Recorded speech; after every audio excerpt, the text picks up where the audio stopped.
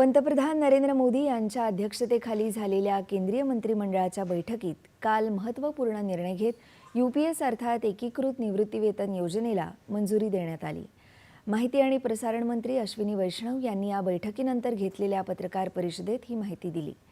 ही योजना 5 स्तंभांवर आधारलेली आहे।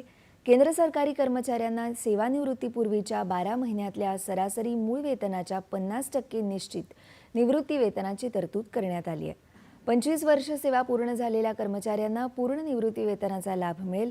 सरकारी कर्मचाऱ्याच्या निधनानंतर कुटुंबासाठी 60% कौटुंबिक निवृत्ती वेतनाची हमी देण्यात आली आहे। किमान 10 वर्षाच्या सेवेनंतर दरमहा 10,000 रुपये किमान निवृत्ती वेतनाची हमी देण्यात आली आहे।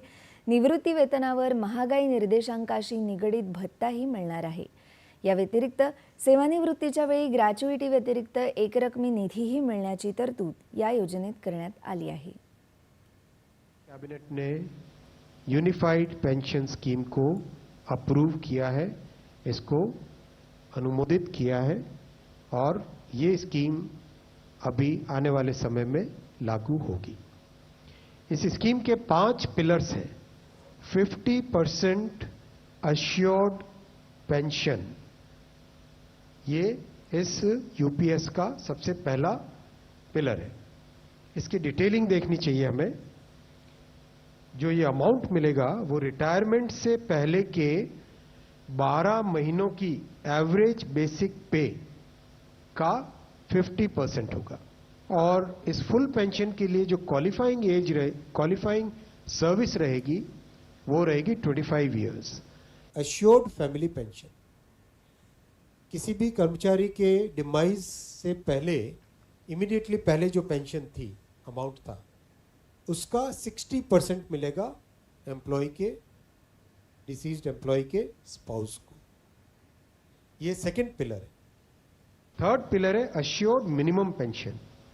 कई बार देखा कि सर्विस कम होती है और कंट्रीब्यूशन जितना हुआ है उससे एक सफिशिएंट अमाउंट नहीं मिल पाता था और ये अपने आप में एक बड़ा विषय था केंद्र सरकार के कर्मचारियों का और एनपीएस में जुड़े सभी कर्मचारियों का।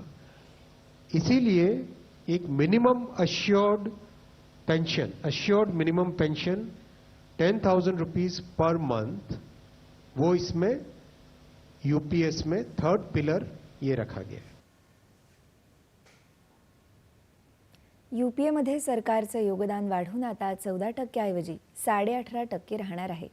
केंद्र सरकारच्या सुमारे 23 लाख कर्मचाऱ्यांना या यूपीएस योजनेचा लाभ मिळणार आहे।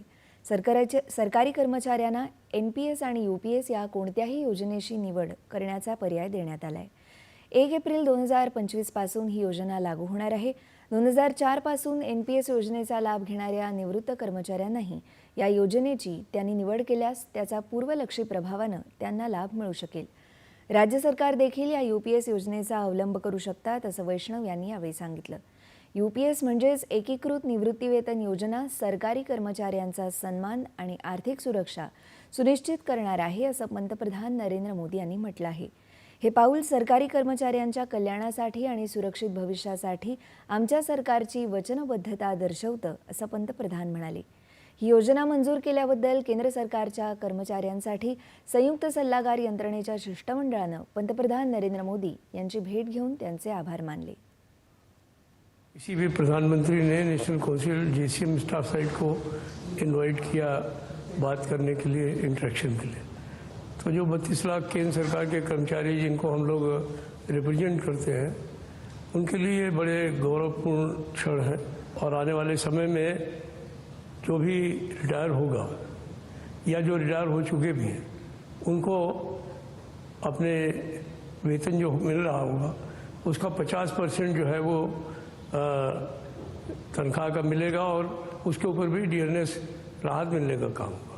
माननीय प्रधानमंत्री श्री नरेंद्र मोदी जी के नेतृत्व में केंद्र सरकार के द्वारा यूनिफाइड पेंशन लागू किए जाने का फैसला केंद्रीय कर्मचारियों के हित में सराहनीय कदम है।